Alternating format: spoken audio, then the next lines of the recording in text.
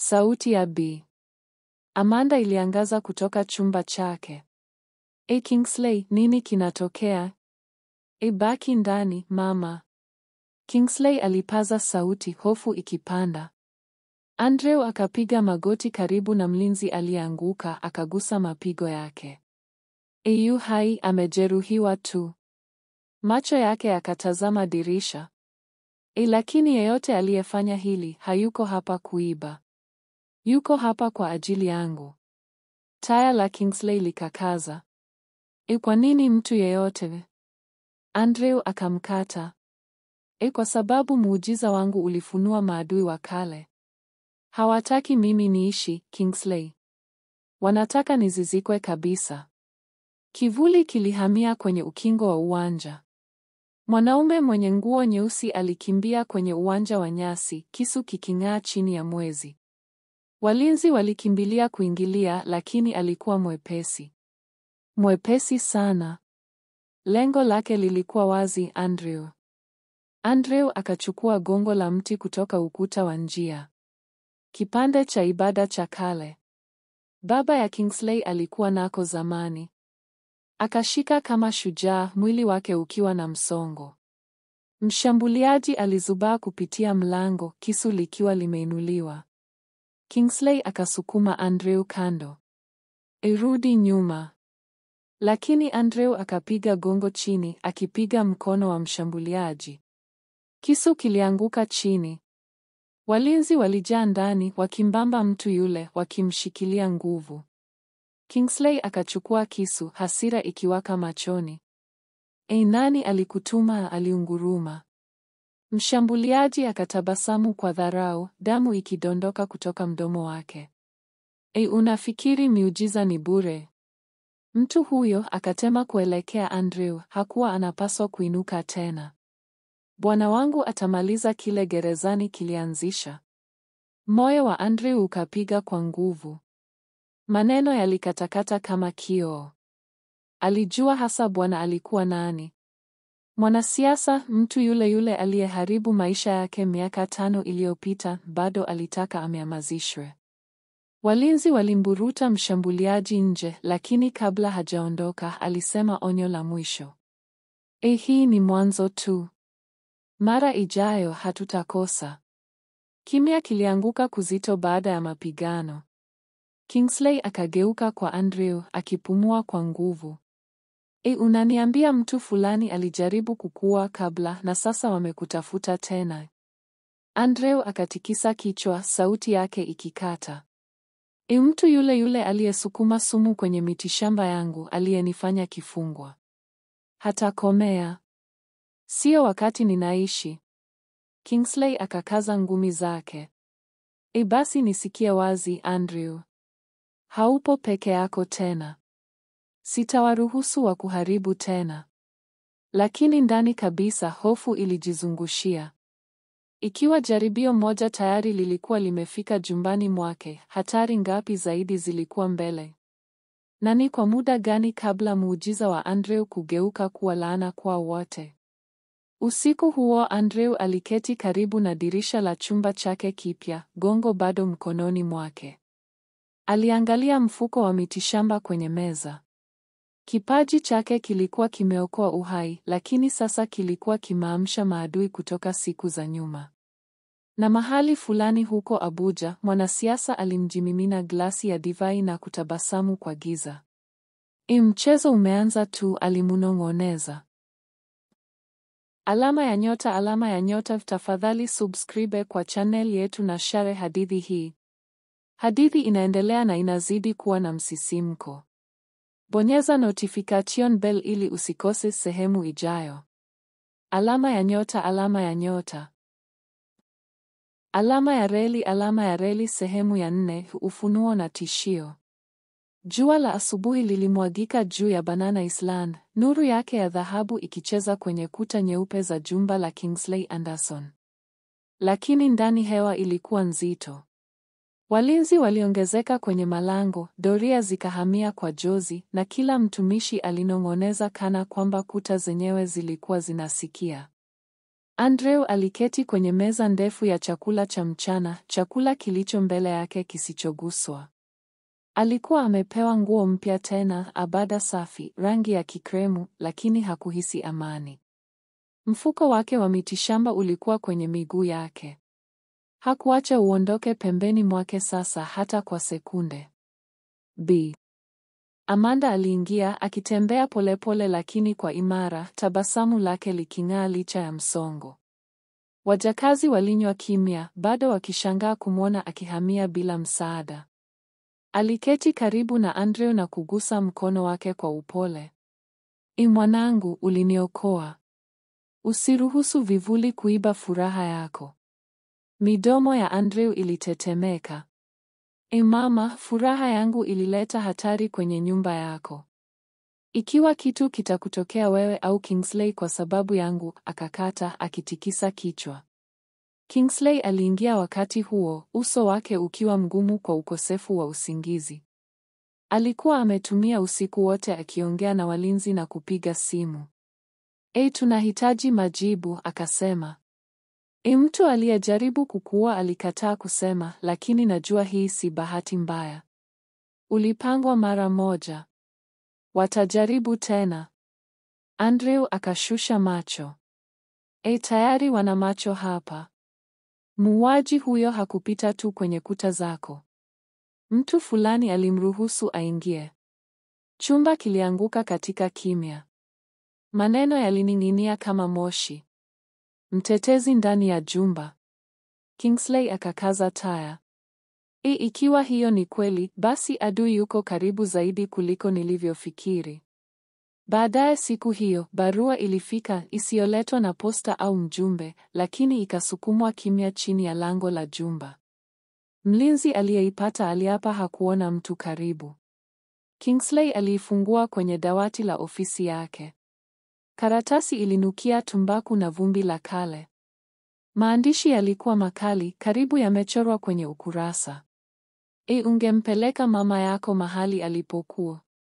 Miujiza inakuja na bei.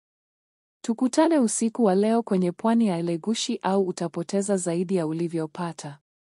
Kingsley akaponda barua mkononi mwake. Wanatishia mama yangu. Sauti ya Andrew ilikuwa ya kimya lakini imara. Hapana, wanatishia mimi. Lazima uniruhusu nikabiliane nao. Kingsley akamgeukia. Peke yako? Kamwe. Unajua watu hawa wanaweza nini? Macho ya Andrew yaligiza. Najua vizuri zaidi kuliko wewe, Kingsley. Nilivaa minyororo yao. Zika wazazi wangu kwa sababu yao. Tayari waliharibu zamani zangu. Nikikimbia sasa, wataharibu kesho zangu pia. Sauti ya Amanda ilikata tufani inayoongezeka. Ya kutosha, ninyi wote. Alisimama, miguu yake ikitetemeka, lakini roho yake shupavu. Hamtakabiliana na giza kwa hasira. Mkienda, mtaenda na busara. Niahidini hivyo. Usiku huo, bahari ilinguruma kama Mungu mwenye hasira. Mawimbi yakapiga pwani, yakinyunyizia chumvi ndani ya upepo. Gari la Kingsley la SUV ziligeuzana kimya kwenye mchanga, taa za mbele zimezimwa. Walinzi walipinda magari, macho makali, bunduki tayari. Andrew akashuka, mfuko wake ukining'inia kwenye bega. Alivaa joho lake la bluu ya manjano tena, lakini miguu yake ilikuwa uchi. Alitaka kuhisi ardhi chini yake, jinsi baba yake alivyomfundisha zamani. Kutoka gizani mbele, taswira zilionekana, wanaume wanne wenye suti nyeusi, nyuso zao ngumu. Katikati alisimama mwanaume mrefu mwenye nywele za fedha, agbada yake ya gharama ikipeperushwa na upepo, macho yake yakiwa yamekaza kwenye Andrew. Obina, mtu yule akatabasamu kwa dharau. Hai, na akipinga kama shujaa. Je, gereza halikufundisha nafasi yako? Kifua cha Andrew kikakaza. Seneta Okoro. Jina lilikuwa na ladha chungu kinywani mwake. Mtu aliyeharibu maisha yake. Mtu aliyemgeuza kutoka mponyaji kuwa mkimbizi. Kingsley akasogea mbele, hasira sauti yake. Ulituma muuaji nyumbani kwangu. Ulitishia mama yangu. Kwa nini? Andrew ana nini na wewe? Kicheko cha Okoro kilikuwa baridi. Kwa sababu mtu huyu ni doa. Alimuua mwanangu. Ngumi za Andrew zikakaza. Sikumuua. Unajua ukweli. Maadui zako walisukuma sumu kwenye mitishamba. Ulihitaji mtu wa kulaumiwa na mimi nilikuwa rahisi. Macho ya seneta yakajipitia. Rahisi au sivyo, hutainuka tena. Dunia inaweza kukusherehekea leo, lakini kesho utakuwa tena kwenye minyororo au ukizikwa chini ya mchanga unaosimama. Walinzi pande zote mbili walikuwa tayari, bunduki zimejitayarisha. Sauti ya mawimbi ilipiga kati yao. Sauti ya Kingsley iliunguruma. Mguse na ninaapa kila kamera katika Lagos itajua ulichofanya. Seneta akatabasamu. Nani ataamini mtu asiye na makazi na mkurugenzi mkuu aliye na hofu? Pesa zinajenga ukweli na nina zaidi ya ninyi wote. Andrew akachukua hatua moja mbele, mfuko wake ukining'inia kwa upole. Pesa haziwezi kufuta miujiza. Mwanao alikufa kwa sababu ya chuki, sio kwa sababu yangu. Na ikiwa utajaribu kuninyamazisha tena, kumbuka hili. Siogopi kifo tena. Tayari nimekufa mara moja kwenye gereza lako. Ninachoogopa ni kuwaacha watu wamevunjika ninapoweza kuwaponywa. Ndiyo maana sitakomea. Upepo ulipuliza. Watu wa seneta walikaza ushikilio wao kwenye silaha. Walinzi wa Kingsley wakainua zao kujibu. Kwa mapigo ya moyo, pwani ilishika pumzi yake. Kisha sauti mpya ilipasua hewa palipolio. Taa nzuri zilimulika kwenye mchanga. Malori ya polisi yalinguruma ndani, taa za mbele zikimulika. Maafisa walirukaruka chini, bastola tayari. Tabasamu la seneta likaanguka. Hii ni nini? Sauti ya Kingsley ilikuwa ya utulivu sasa. Utulivu wa kifo. Wewe si pekee mwenye nguvu, seneta. Nilirekodi kila neno ulilosema usiku wa leo. Na niliita kamishna kabla hatujaondoka jumbani. Kuvuta pumzi. Watu wa seneta wakaganda. Maafisa wakazunguka, lakini seneta alicheka kimya tu, karibu kwa huzuni. Unafikiri minyororo inaweza kunishikilia, Kingsley? Unafikiri mahakama zinaweza kunigusa? Lagos inafanya kazi juu ya watu kama mimi. Bado maafisa walipomzunguka aliinua mikono yake. Furahia ushindi wako kwa sasa. Lakini hadithi hii haijaisha. Alama ya reli sehemu ya 5, kliniki mpya na mapenzi. Nyuma jumbani, Andrew aliketi karibu na Bi Amanda. Mikono yake ilitetemeka alipotoa taarifa za matukio ya usiku. Hawatakomea, mama. Seneta ana nguvu nyingi. Atakuja tena. Amanda akagusa shavu lake kwa upole. Mwache aje. Mtu anayepigana dhidi ya ukweli anapigana dhidi ya Mungu. Na hakuna mtu anayeshinda vita hivyo. Kingsley aliingia, sauti yake nzito. Polisi walimchukua, lakini ana haki. Pesa zinageuza haki. Lazima tuwe tayari. Andrew akaangalia chini kwenye mfuko wake, mitishamba yake, silaha yake pekee, tumaini lake pekee. Akanong'ona zaidi kwake mwenyewe kuliko kwa mtu yeyote mwingine. Ikiwa wanataka vita, basi lazima niponye haraka zaidi kuliko wanavyoweza kudhuru. Lakini ndani kabisa baridi ilienea.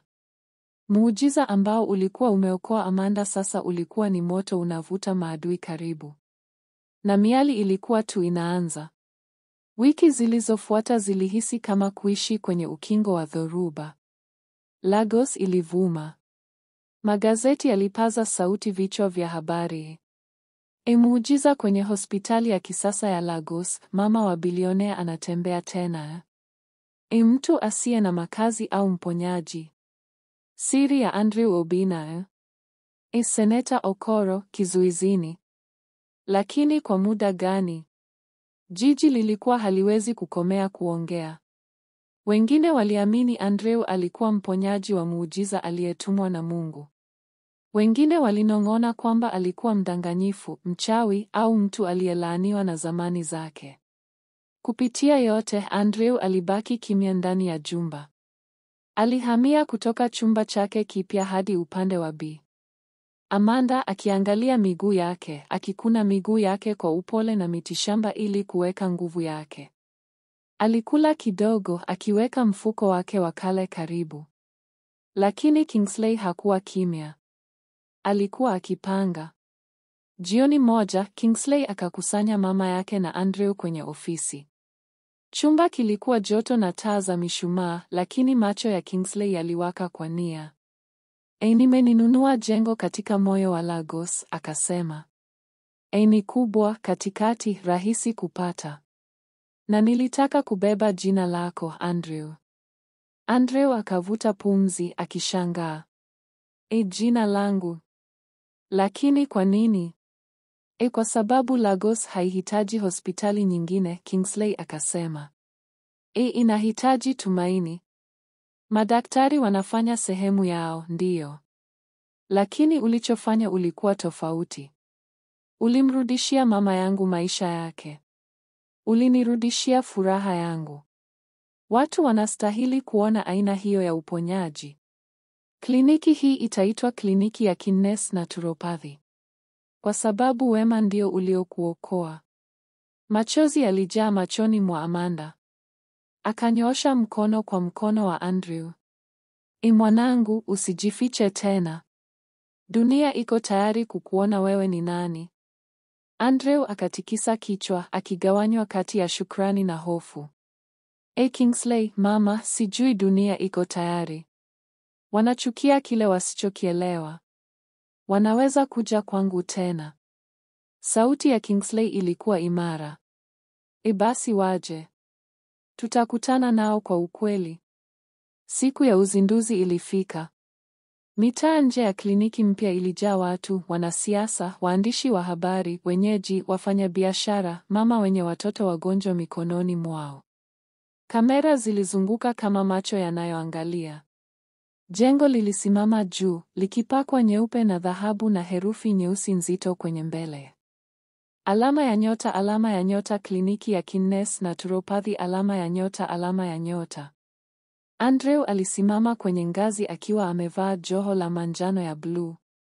Karibu naye, Kingsley katika agbada yake nyeupe na kofia nyekundu. Upande wa pili wa Andrew, Bi Amanda katika gauni la lesi inayotiririka, akitembea kwa fahari bila msaada.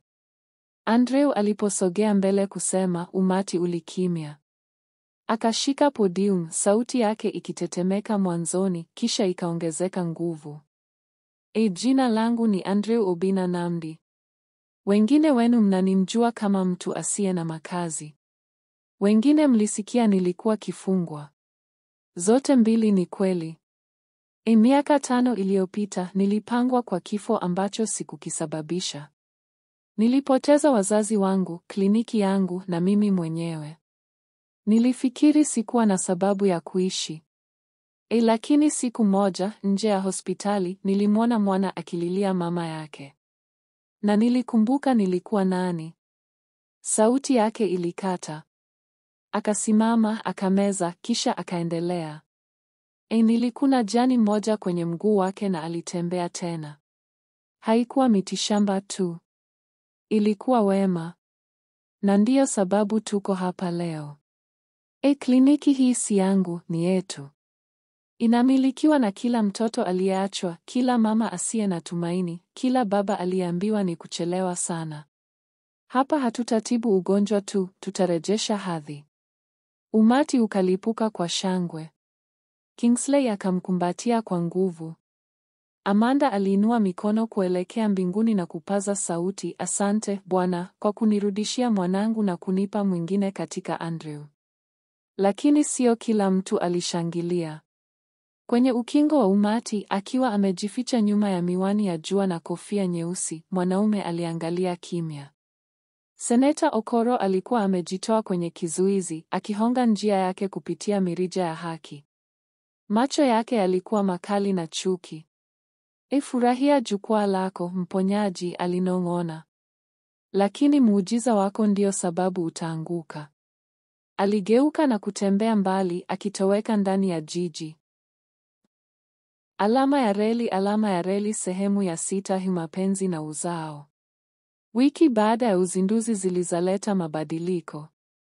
Wagonjwa walijaa kliniki, wengine walipooza, wengine walikuwa vipofu, wengine wakibeba watoto ambao madaktari walikuwa wamewakatisha tamaa. Andrew alifundisha wanafunzi vijana, akiwafundisha lugha ya mitishamba na umuhimu wa subira. Kwa mara ya kwanza kwa miaka mingi alitabasamu bila hofu. Hata aliget mapenzi. Jina lake lilikuwa Pamela, muuguzi aliyejitolea kwenye kliniki.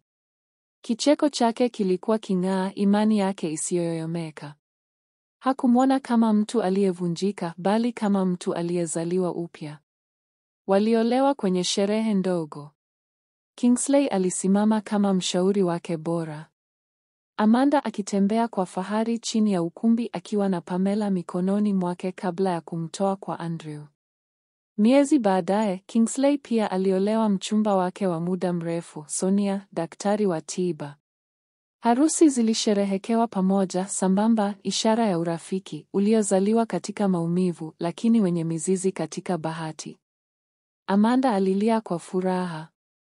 Nilimota kupitia watoto wenu kabla sijaondoka duniani hii, alinong'ona. Niahidini utanipa zawadi hiyo. Wachumba wote waliheka kupitia machozi yao. Utawabeba mama, waliahidi. Lakini maisha kama kawaida yalikuwa makatili na ya huruma kwa pumzi moja. Miezi 8 baadaye, ndoto ya Amanda ilionekana karibu. Pamela na Sonia wote wawili walikuwa wajawazito wazito. Mwana wa Andrew na binti wa Kingsley wakikuwa tumboni mwao. Amanda aliketi kwenye veranda akisokota nguo ndogo, akiimba nyimbo za kale, macho yake yaking'aa kwa kutazamia. Kisha asubuhi moja hakuamka. Alikuwa amepita kwa amani katika usingizi wake, mikono yake ikikunjwa juu ya kifua chake, tabasamu bado kwenye midomo yake. Jumba lililia kwa huzuni. Kingsley alianguka karibu na kitanda chake. Andrew alilia waziwazi kwa mwanamke aliyemwita mwanawe. Kliniki ilifungwa kwa siku 3 wakati Lagos iliomboleza mwanamke wa muujiza. Kwenye mazishi, makutano yalijipanga kwenye mitaa. Amanda alizikwa karibu na mumewe. Urithi wake unaishi katika maisha aliyoyagusa. Na kisha, kana kwamba mbingu zilikuwa zimeandaa zawadi ya mwisho. Mwezi mmoja tu baada ya maziko yake, Pamela alizaa mtoto wa kiume. Andrew akamshika mikononi mwake, sauti yake ikikata. Nitampa jina Namdi, kwa babu yake, ili familia yangu iweze kuishi tena. Sonia pia alizaa mtoto wa kike. Kingsley alibusu paji lake dogo na kunong'ona, jina lako litakuwa Amanda, kwa babu aliyetuokoa wote. Watoto wawili, waliozaliwa kwa maumivu, waliozaliwa kwa tumaini. Andrew alisimama nje ya kliniki jioni moja, mtoto Namdi mikononi mwake, akitazama jua likizama juu ya Lagos. Kingsley alisimama karibu naye, mtoto Amanda mikononi mwake. Waliangaliana, machozi machoni mwao, na kutabasamu. Kaka, Kingsley akasema kwa upole. Walijaribu kukuharibu, lakini angalia wewe sasa. Ulimponya mama yangu. Ulimponya. Na sasa utaponya jiji hili. Andrew akaangalia ishara juu ya kliniki ya Kines Naturopathy na kunong'ona, wema daima una jina. Na leo ni Amanda na Namdi. Umati wa wagonjwa nje ukapiga makofi, kushangilia na kuimba. Jiji ambalo zamani lilimkataa sasa liliinua jina lake. Na ingawa maadui walitanda katika vivuli, Andrew alijua ukweli. Muujiza haukuwa kuponya miguu tu. Muujiza wa kweli ulikuwa kuponya maisha. Alama ya nyota, alama ya nyota. Asante kwa kutazama. Ikiwa umependa hadithi hii, tafadhali alama ya nyota, alama ya nyota. Alama ya nyota, alama ya nyota. Subscribe alama ya nyota, alama ya nyota kwa channel yetu kwa hadithi zaidi za msisimko.